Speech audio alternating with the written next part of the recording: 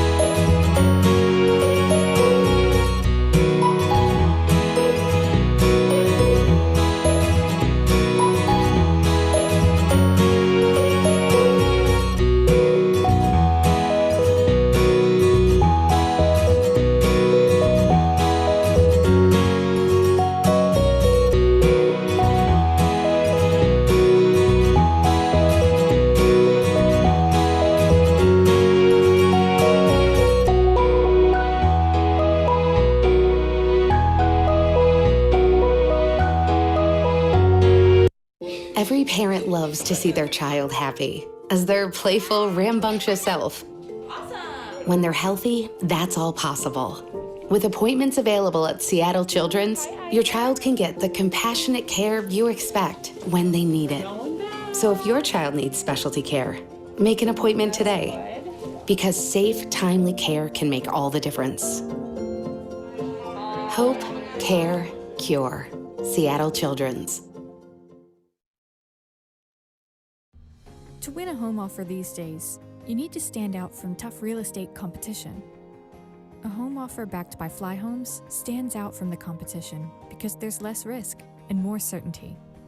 That way, you have the same chance as anyone to win your home offer. Fly Homes can offer cash on your behalf and even buy the property if you can't. That's why, with Fly Homes, you buy your home before someone else does. Fly Homes. Stop searching. Start buying.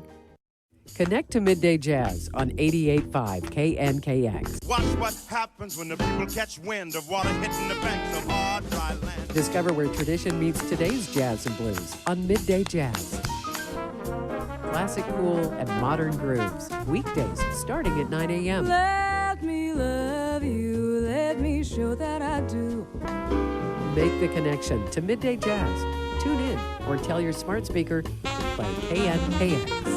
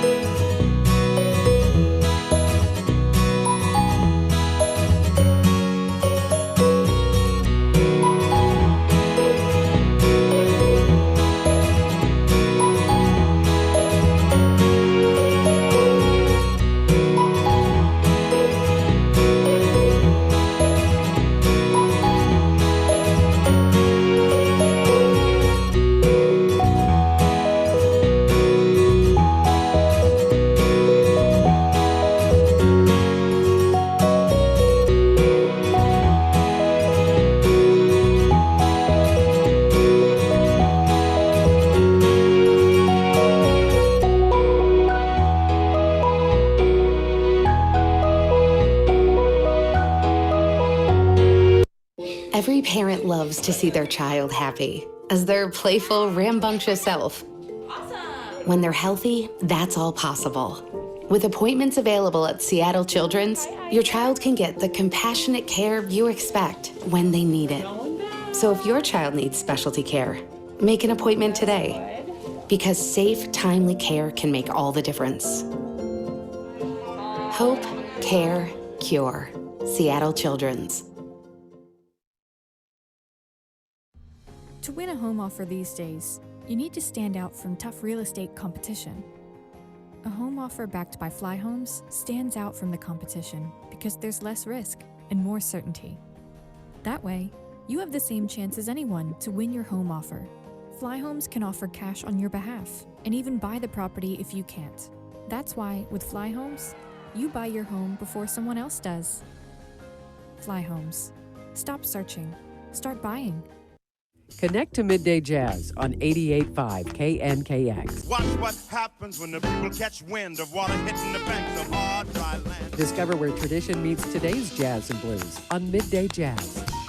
Classic, cool, and modern grooves. Weekdays starting at 9 a.m. Let me love you, let me show that I do. Make the connection to Midday Jazz. Tune in or tell your smart speaker to play KNKX.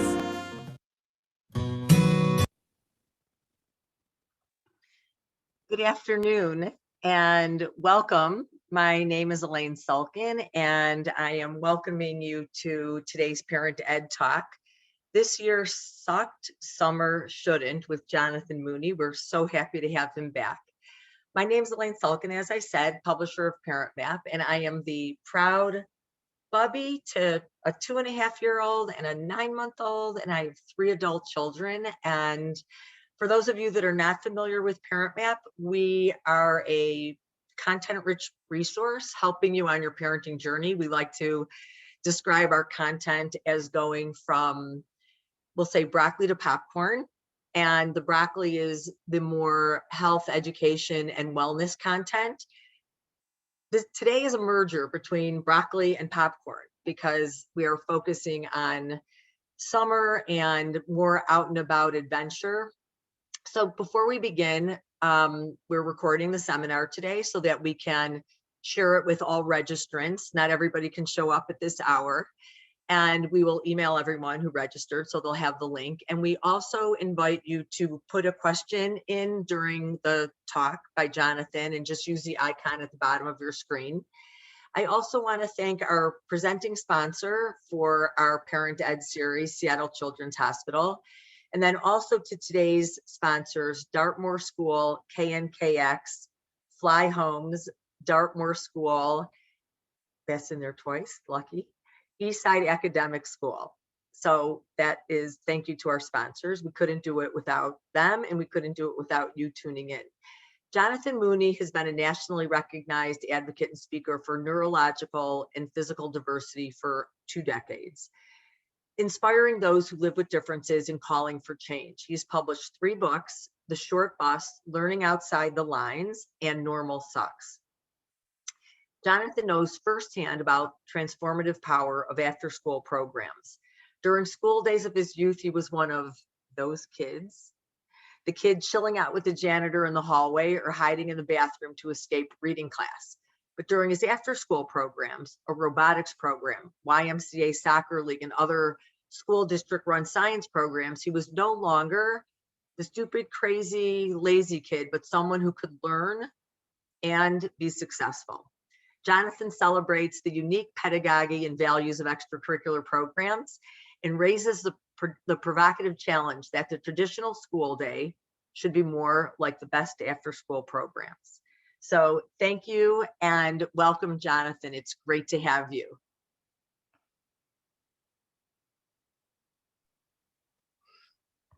Well, hey, everybody.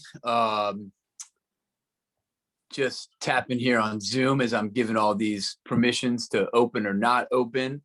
And I think we're good to go. My name's Jonathan. And hey, I'm just so grateful for the opportunity to be with y'all today virtually. Now, before I kind of do my thing, just a few pieces of housekeeping on my end, if you'll bear with me. First of all, want to reiterate how I would like to spend our time together. Don't know about you, but this year has been a shit show of a year. And that's the understatement of the century. And, you know, the good news is it seems like we're coming out on the other end here. And there are many things I'm looking forward to, but pretty high on that list is to never be on a Zoom call again. And I know that I'm not alone on that either. So I'm going to assure you that I'm going to do my best to keep my talking at you down to a manageable minimum, 30 minutes if I'm concise. And then we'll spend the remaining of the time talking together in the form of questions, conversation, and dialogue. So I want to reiterate, we got the chat feature, Q&A feature on this webinar today. So while I'm talking at you for those 30 minutes, feel free to put any thoughts, any questions, any reflections into those features, and we'll use those as a platform for dialogue at the end. Okay, second, more important piece of housekeeping. Hey, I want to give a big old shout out to the folks at ParentMap. Obviously, I want to thank them for the opportunity to be here with y'all virtually. But more importantly, I want to thank them for the good and important critical work they do supporting parents. I'm the father of 3, and the cliche that being a parent doesn't come with a handbook couldn't be more true. Not only does it not come with a handbook, but it doesn't come with a roadmap. And too often, we're making it up as we go along. And that's hard. It's difficult. You'll see all the gray in my beard right here from trying to make it up on my own. And ParentMap plays an essential and critical role in making sure that no parent feels alone. That no mom or dad or caregiver is without a map of what it means to help a young person thrive. And you know what? That work has always been important and critical, but I'll be honest with y'all, it's more important than ever because we are in the midst of a full-blown youth well-being crisis. And it's an all hands on deck to make sure that young folks thrive in this next century. And ParentMap is there with you. They got a hand on that deck. They got a hand out there to support you. So I'm grateful for that. And I want to ask you in whatever way you can right now to celebrate the good work that ParentMap does. Send them some clapping hand emojis when you get a minute. Send them some fireworks, whatever works for you. Let's recognize that important and critical role that they play in making sure that we have healthy and thriving young people. Okay, so with all that said and done, let me kind of get right to it. I'm here to talk about what has very subtly been titled "School Sucks," after school and summer shouldn't. And as was eloquently articulated in my introduction, this is a really personal conversation for me because the school day and then the out of school day, whether it be after school or whether it be summer, was night and day for me. During the school day, I was the kid who didn't fit. I was a young person given messages that I would never fit. I struggled because of learning and attentional differences, and I was generally given the message that my differences made me deficient, and that I was the round peg that should fit the square hole. But after school, during the school year, and then perhaps most importantly during summer, was an opportunity to not be that kid who doesn't fit, to be a young person who could thrive being different. So I want to share with you for the next 25 minutes my hopes and dreams for after school and summer for young people who learn differently, because this has been a tough year. It's been a tough year for a whole continuum of young folks, but I know it's been a tough year for those young folks with neurodiversities. So when I think about that, both in my own life, which I will share with you, but also from the research literature, which I've been immersed in for the past 20 years, there are three anchoring principles that I certainly am going to follow as a parent moving into summer to make sure my young folks for whom their year has sucked big time doesn't suck. And these three principles, I think, can be a guide, can be inspiration for you all, making sure that summer doesn't suck is a time of healing and thriving for young people who need it more than ever. So I'm going to share these three anchoring principles with you for, about 25 minutes or so, ideas about what should inform a summer experience. And then we'll open it up and we'll talk together in the form of questions, conversation, and dialogue. So let me jump right in to what for me should be the beginning anchoring principle of a different summer experience. As I articulated in my own life, during the school day, during the school year, I was consistently made to feel that something was wrong with me. Frankly, I was made to feel that I was the problem kid. And, I know I'm not alone in that. We have a culture that is infused with the idea, and subsequently systems that practice the idea that normal is good and right. And if you deviate from the middle of the bell curve, from the medium or the mean or the average, something is wrong with you. We get the message and give the message that different is deficient. And the person with differences is a problem. I know that in my own life, very personally. I was diagnosed with learning and attentional differences, dyslexia, dysgraphia, attention deficit hyperactivity disorder, and others in early elementary school. And I remember when my mom and I were called into the school psychologist's office to get the test results back. And the moment me and my mom walked into that office, it was obvious that everybody in that room thought we were getting terrible, tragic news. The lights were turned down low. There was a soft jazz music playing in the background. There was a box of tissues on the table because all the professionals in the room were of the mindset that we were there to mourn the death of my normality, right? And I remember sitting in that room, and they read parts of the report out loud, and I heard that I had attention deficit hyperactivity disorder, language processing disorder. And I left that room. I was like nine years old. I turned to my mom and I say, "Hey, Mom, what's wrong with me?" And, that stayed with me for so much of my life, that my differences made me deficient. And that's what we need to address, tackle in our summer and beyond. Going into next year, we need to have a set of activities that allow young people to extricate them from that sense that something's wrong with them. Because I'll tell y'all right now, nobody thrives in life thinking that they're the problem and that something is deficient inside of them. So as you all embark on that work, it's essential that you reframe who or what we call the problem in the life of a young person like me.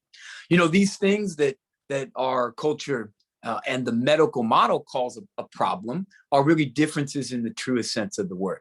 Again, I'm not naive about the challenges that come with my differences. I struggle with paying attention.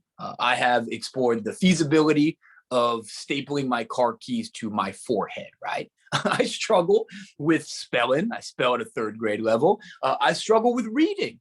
I confuse words that look alike. Who and how look the same to me. Horse and house look the same to me. I swear to you, when I went to college, I thought my university offered a course in orgasmic chemistry, right? Now imagine my disappointment on the first day of that class, right? So those are very real challenges, but what goes hand in hand with the very real challenges are a whole bunch of good things. You see the good things in your son or daughter. I know you do. And we have to celebrate that young folks with differences, with challenges, have strengths, gifts, and talents, not despite their differences, but because of their differences.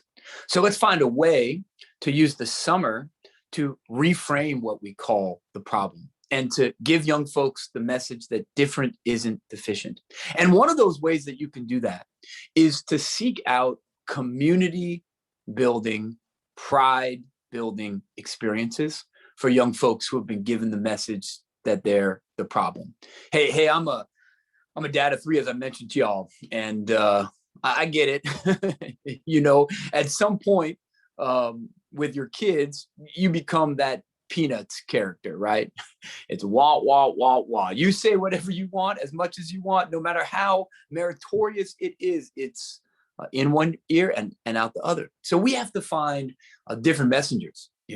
I know the power of finding a different messenger in my own life, right? I had a plan for suicide when I was 12 years old, right? And y'all know what saved me when I was 12 years old? A videotape, literally, that my mom made me watch.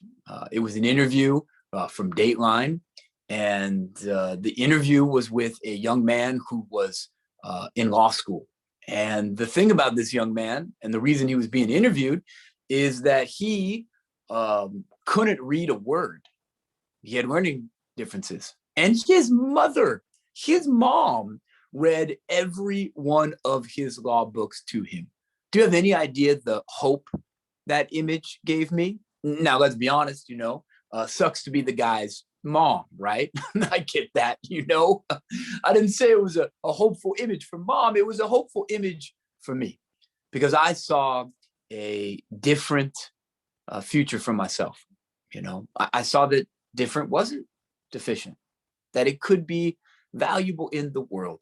So as you all embark on your summer, think about ways to bring that message from a different messenger into the lives of young people. And as you do that, I encourage you to share the stories, not of famous people who have struggled in school or learned differently or have mental health challenges.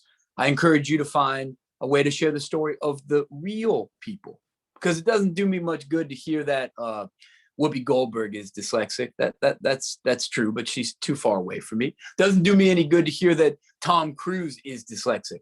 or was until Scientology cured him. You know, it's the real person who matters most. And I want to give you all a resource to bring that real model into the life of young people. As a result of that transformative experience, seeing a different future for myself, seeing that I wasn't deficient, but different. I went off to co-found a nonprofit organization in my dorm room in college, like 23 years ago, called Eye to Eye. And Eye to Eye is all about building community for young folks with neurodiversity. There have been Eye to Eye chapters in the Seattle area. There's digital opportunities to connect, but it's all about bringing in the life of somebody like me,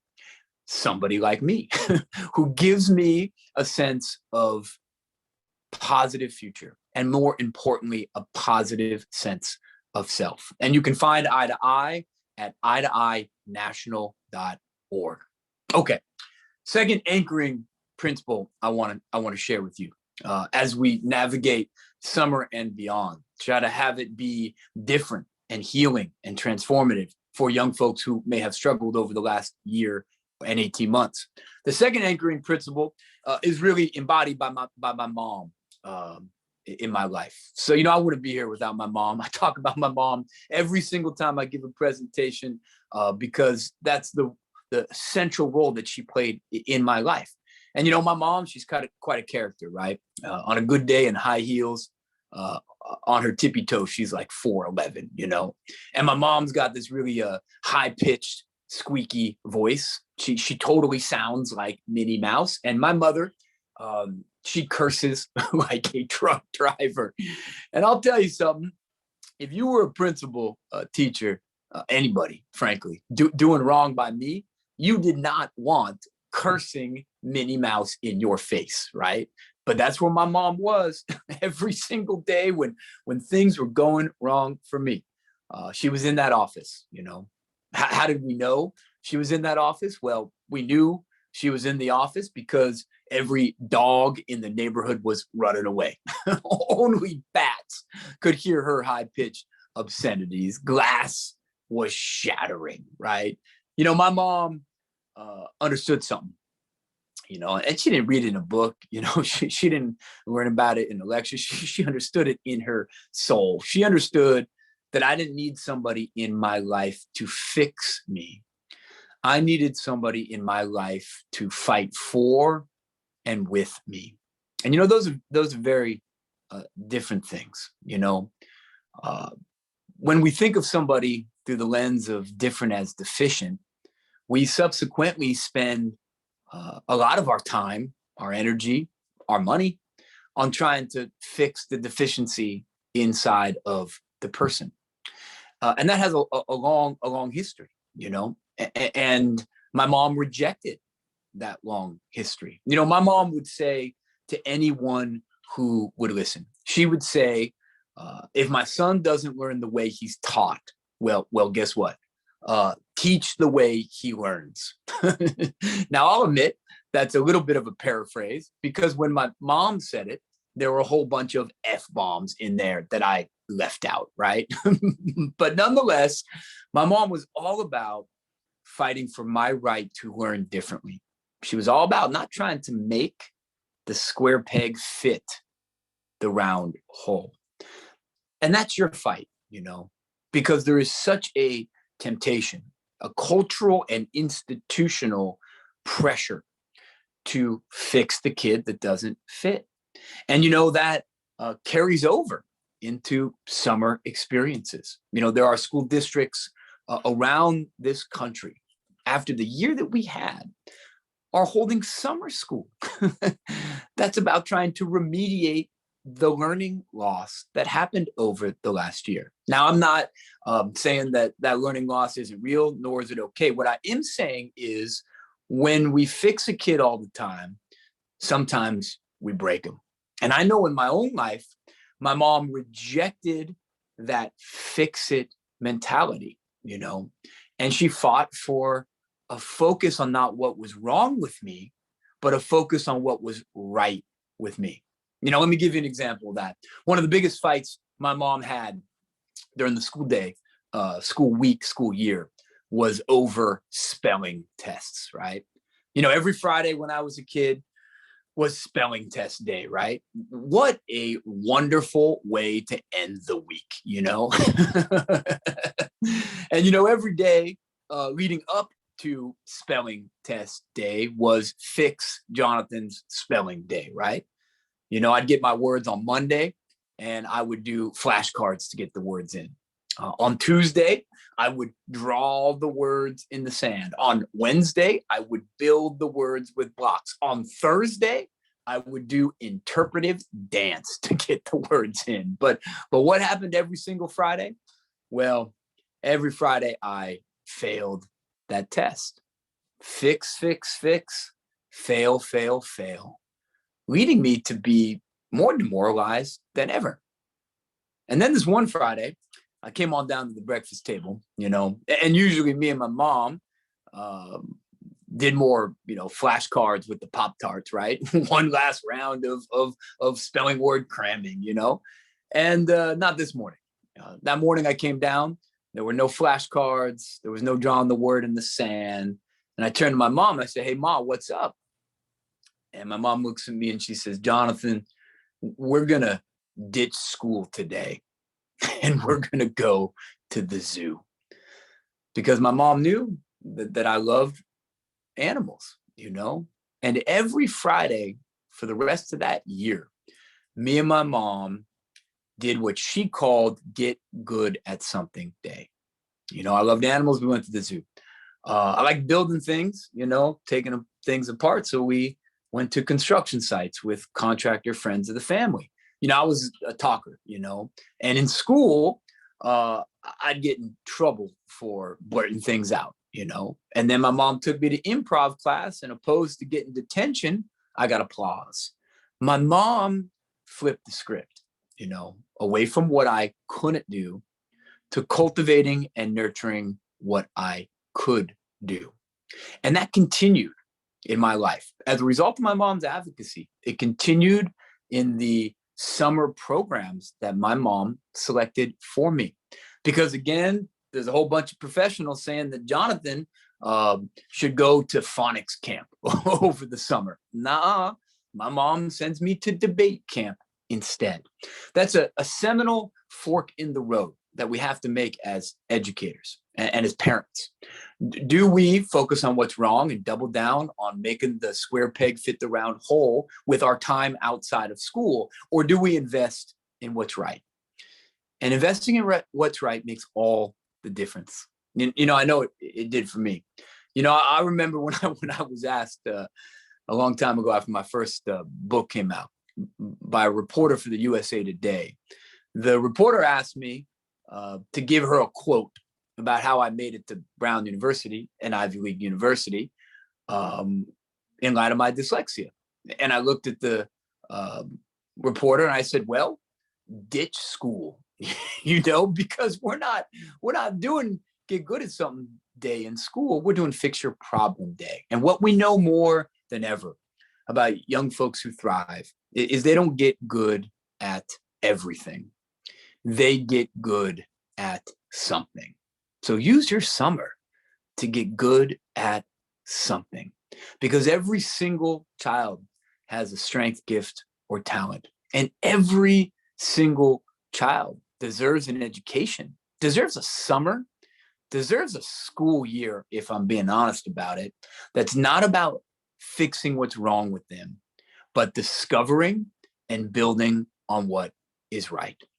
Okay, I got one more for you, right? As we think about anchoring principles to have summer not suck the way school does, to have it be healing and transformative. One, find ways this summer to redefine the problem, you know, and help young folks hear and see and live in a community where they get the message different isn't deficient. Number two, you know, challenge that deficit model and spend your summer not fixing your kid, but building on what's right with your kid.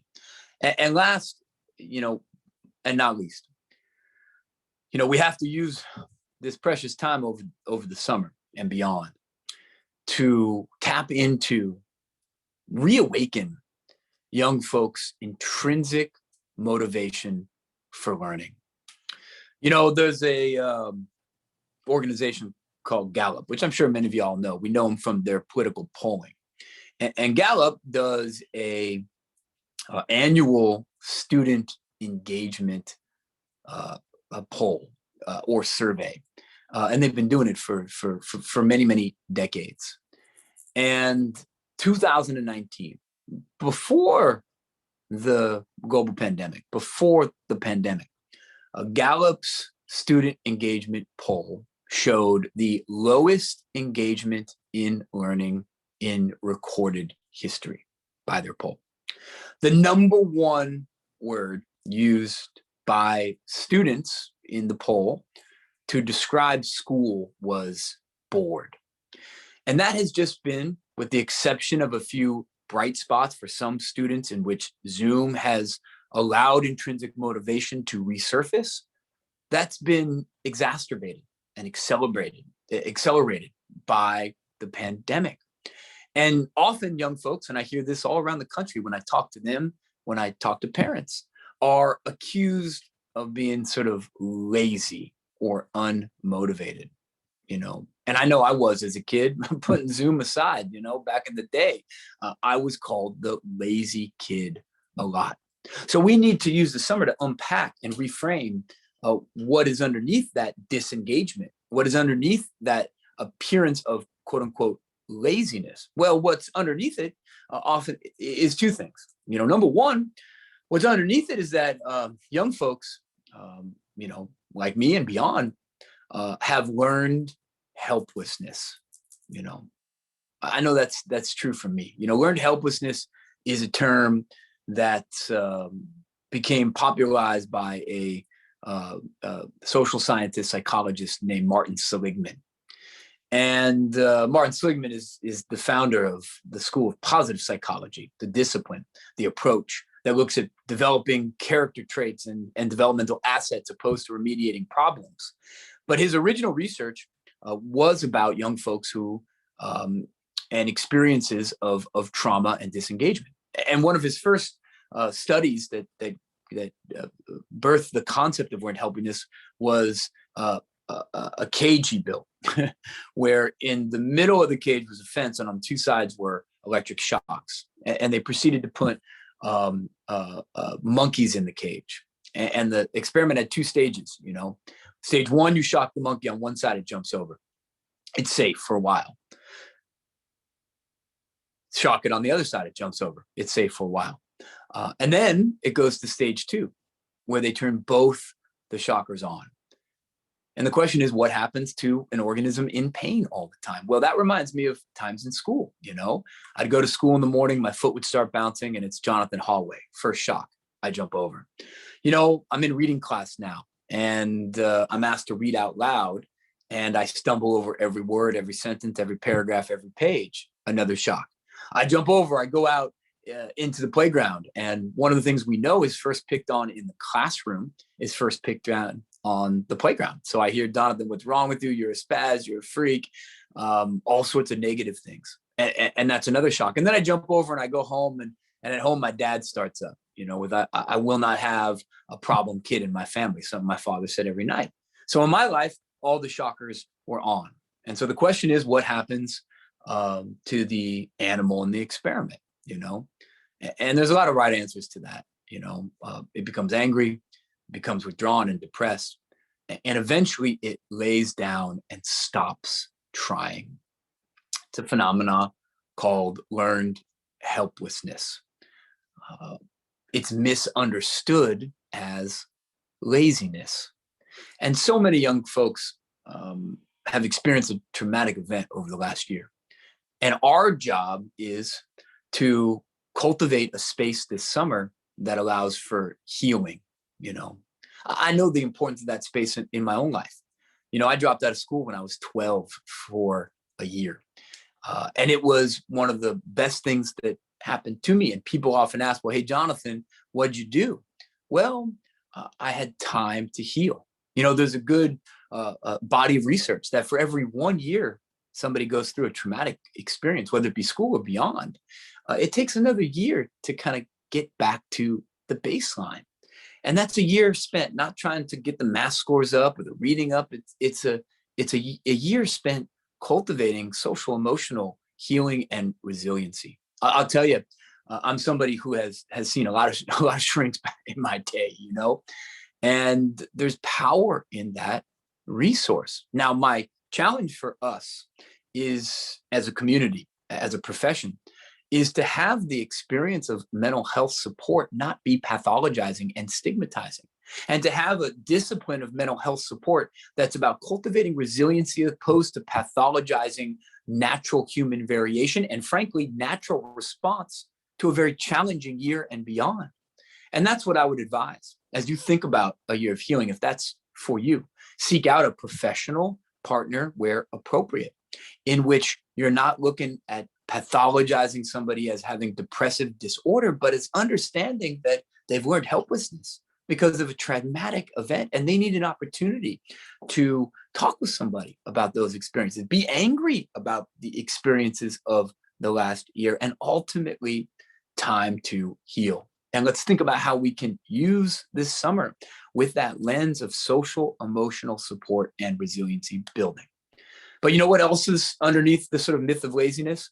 Not only are a lot of young folks who seem disengaged, falsely accused of being lazy, and really they've learned helplessness, what's also underneath that is young people being motivated differently. You know, we have created a system in school of extrinsic motivation.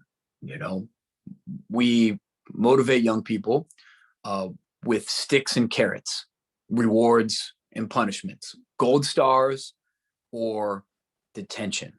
But the reality is, so many young people, I would say most, certainly the majority of young folks with neurodiversities, are not extrinsically motivated, but intrinsically motivated. And what that means is that they're motivated differently. And understanding that different way of being motivated should inform summer and beyond. Let me give you one of the best examples of a kid motivated differently, not extrinsically, but intrinsically. You know, I give a lot of these talks, and back in the day, they were in person. And after one presentation I gave in which I was talking about motivation, a dad and a 16-year-old young man came up to chat with me. And I remember the dad started off by saying, "Hey, look, I heard what you had to say about motivation and kids being motivated differently, but you're full of it." You know, I don't buy it for a second. He said, "My son is lazy," and the kid was standing right there. And I said, "Well, you know what? I don't know your situation, so talk to me a little bit. Tell me why you think your son is lazy." And the dad proceeded to tell me about the school week. You know, the school week. And the kid wouldn't get out of bed, wouldn't turn things in. And I granted him. I said, "Hey, man, you're right. You know, your son seems unmotivated." And then I turned to the young man and I said, hey, man, why don't you tell me about your weekend? You know, hey, if you think you got a lazy human on your hand, ask about their time, right? So I said, "Hey, tell me about the weekend." And he went on to say, "You know what? I spent a lot of time in my room." And I said, "Okay, well, what are you doing in your room?" He goes, "Look, I'm spending a lot of time on my computer." And I said, "Okay, what are you doing on your computer?" And the kid looked at me and then he looked at his dad and he said, "I'm designing video games." I said, "Oh, you're playing video games? That's interesting." He goes, No. I'm designing video games." And I looked at the dad, I looked at him and I said, "Well, what are you doing with these video games you design on your own time?" He said, "Well, I'm selling them to my friends." Lazy? You know, this kid was spending time with high-level computer programming, high-level math, high-level graphic design, and ultimately high-level entrepreneurial skills. The kid wasn't lazy or unmotivated. The kid was intrinsically motivated.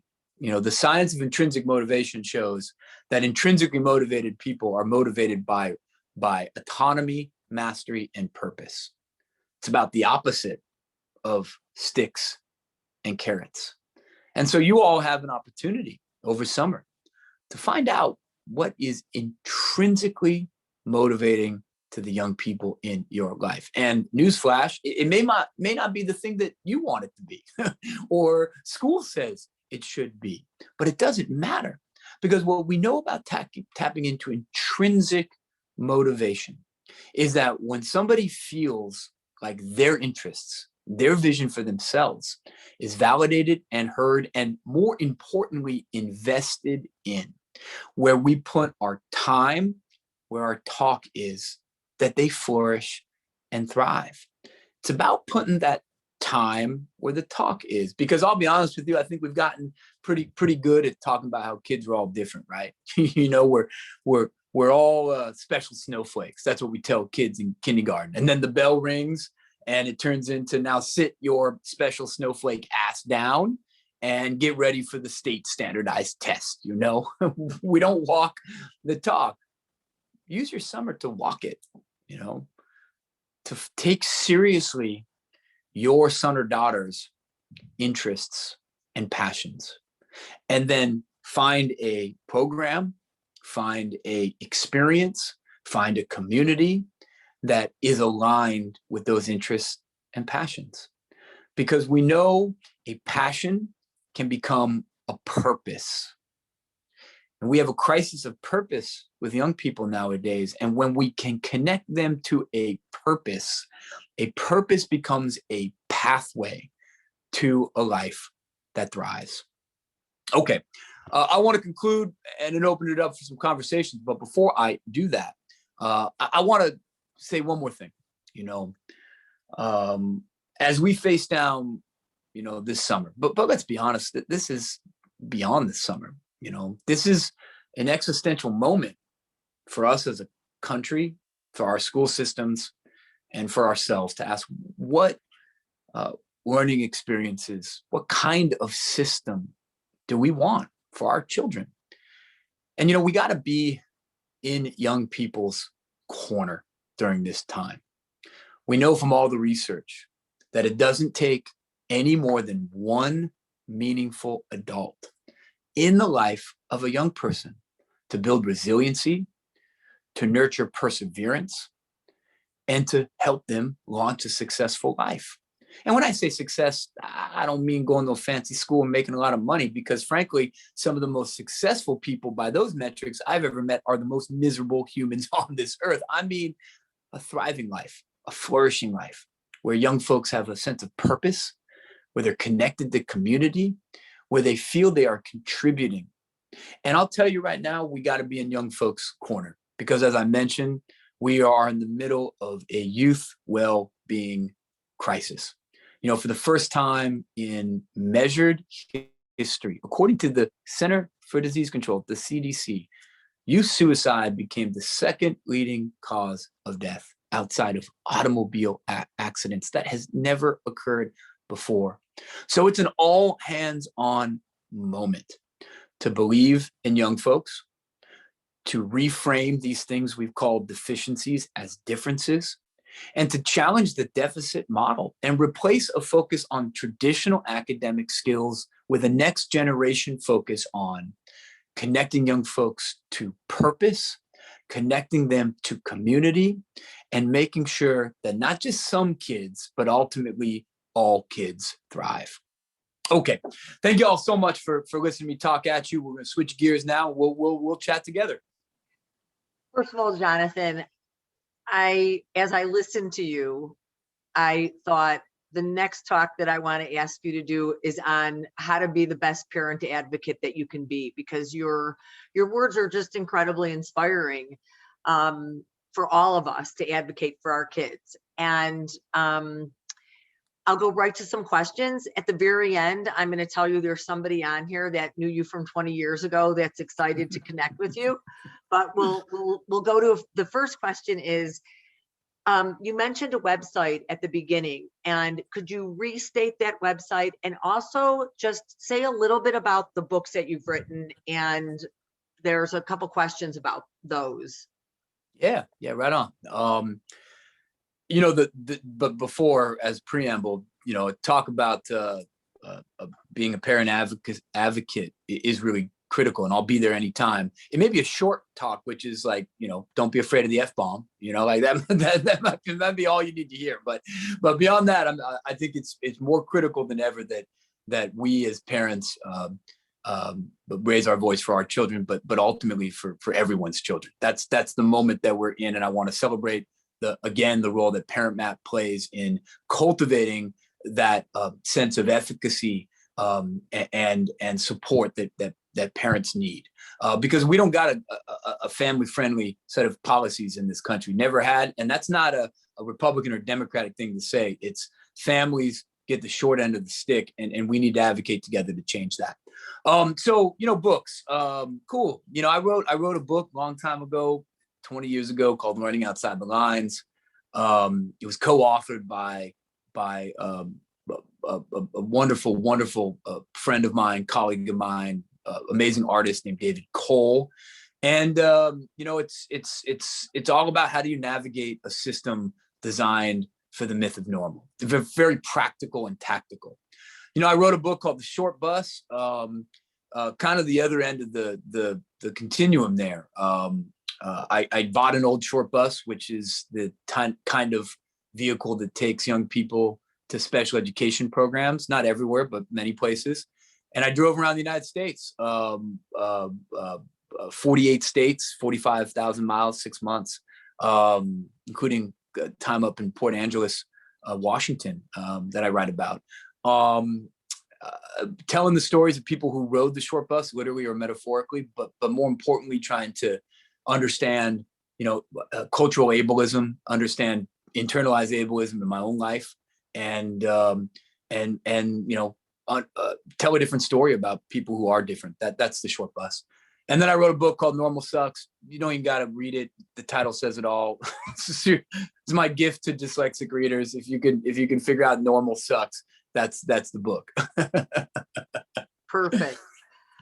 So there's a question. Oh, I'm sorry. Oh, I'm sorry. One thing you asked me about the website. Oh yeah, go ahead.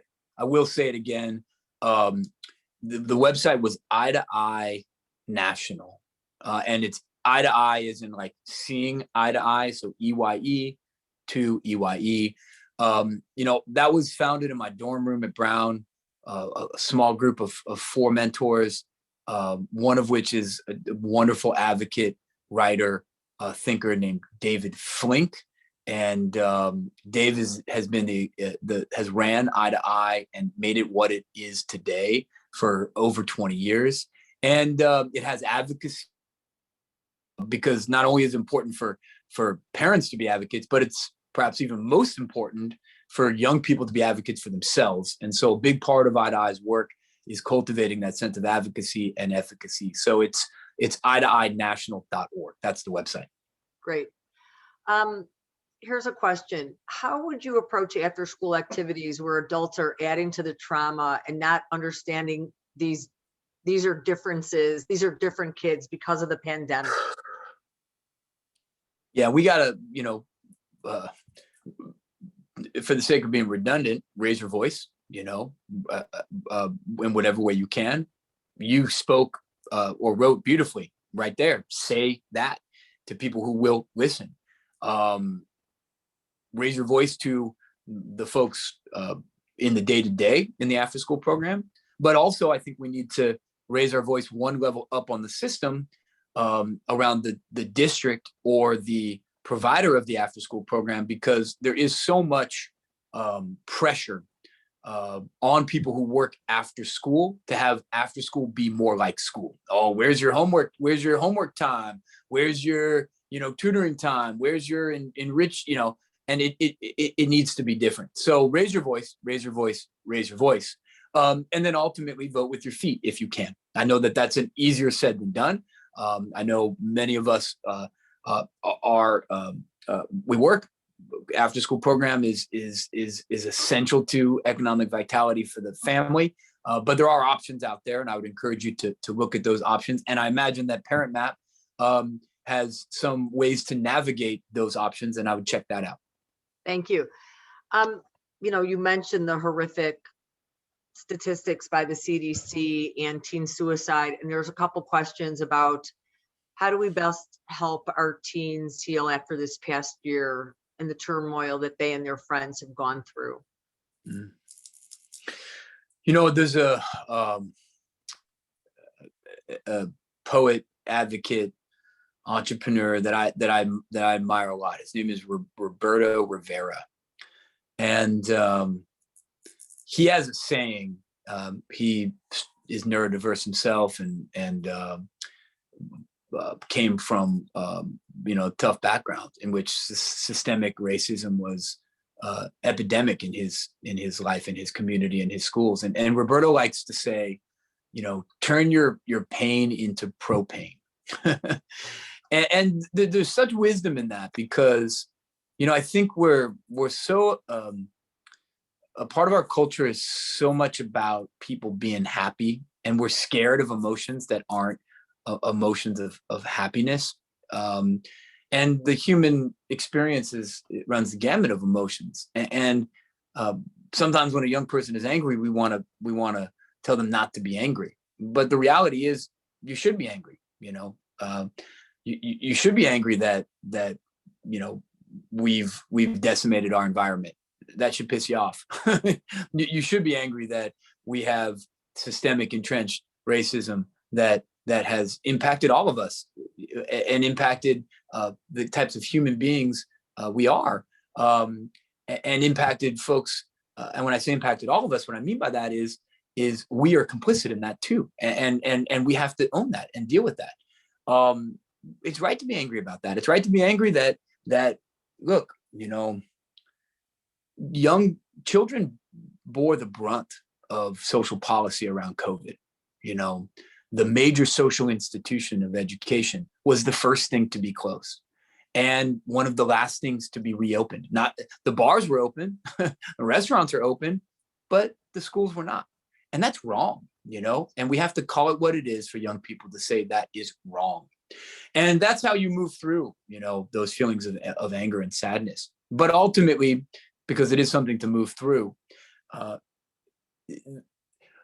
our challenge as a country for this generation of young people, and I'm not sure if we can rise to it or not, I'll be real with you, but it's our challenge nonetheless. Can we connect young people to a sense of purpose? Can we? Not my purpose, not your purpose, their purpose. And that should be not all on parents, like it shouldn't be. It should be on our educational institutions to be connecting young folks to purpose, and not just worrying about academic skills and dissemination of traditional academic content. That needs to be an all hands on deck a movement of making sure young folks feel a sense of purpose in their life, and that they have an avenue to contribute. Thank you. I'm gonna, on that note, I'm gonna remind people that our next talk is called "Start Talking Now: Tackling the teen mental health crisis" with Dr. Tona McGuire. Last question, that there's a few that have this theme, because parents are really at a loss. I have an 8-year-old with an attentional difference and hates writing and is falling behind. And, teachers are wanting my student to double down, which may make him even more miserable. And, this parent is in a dilemma. This is our dilemma, and you're not alone. I know that doesn't make it better. In some ways it makes it worse that this is happening to your neighbor's children. People don't talk enough about it. It's happening to children in your district and beyond. We'll fork in the road, double down on traditional academics, or go the other way. And be that advocate for the other way. If you have the resources or opportunity to pursue a different learning environment, I encourage you to do so. Now, I understand and I recognize, because I'm in the same boat, that that's not an option for me and my family, as we wrestle with the same thing as it pertains to our kids. But keep fighting that. Keep fighting that. I encourage everyone to email me, put my email in the chat. It's jonathanmooney@me.com. I'm happy to supply you with research that shows pretty clearly that young folks who thrive don't remediate their problem. They accommodate their weakness and they build on their strength. And that needs to be our approach. Now, the other thing I will tell you, and this is very hopeful for this questioner in particular, if your child is diagnosed with an attentional difference, it's your rights by law to have a 504 plan. And in those 504 plans, you can stipulate spending time not on remediating weakness, but building strength, and using accommodations like speech to text to mitigate the weaknesses of writing. And the last thing I'll say is the research is clear. When young folks are given an accommodation of speech to text, meaning dictating, or given the accommodation of text to speech, both reading and writing improve, as well as a young person's sense of competency and sense of capacity. So be that advocate. Use those legal terms that are in your that are behind you, 504 plans, etc. And if it comes to a place where they're trying to make the square peg fit the round hole too much, maybe it's time to leave. Fantastic. I think you can see in the chat or the open questions, Patricia Ciortino. Does that name ring a bell? Yes, it does. It does. So she says, I met you 20 years ago when I was a teacher at Bridges Academy in LA. You were a baby, but a determined one. I was impressed then as I am now. I started a program called Enter Laughing in New York City that's now beginning in Seattle, which glad to hear that. That's fantastic.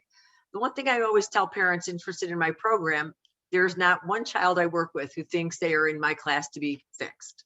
So congratulations to her. They have enough of that. They are doing improv because they are funny, have unique perspectives and fabulous broad-based knowledge. And it just so happens as they work through their strengths, their challenges seem to lessen. Imagine that, their self-acceptance intact. So she says, yes, I agree with all you say. And thank you for spreading the word about what this amazing population needs. I can't think of a better note to close on than to say, No. Yeah, let me just give us a shout out to Please. her and for her 20-year plus advocacy. And we're in this together, and I appreciate you making me feel super old. That's how I wanted to go into my weekend, but I love it. I love it nonetheless. So that's a great note for us to end on. Again, feel free to email me in that email that's in the chat, and to better days, everybody. Thank you. And Jonathan, thank you again.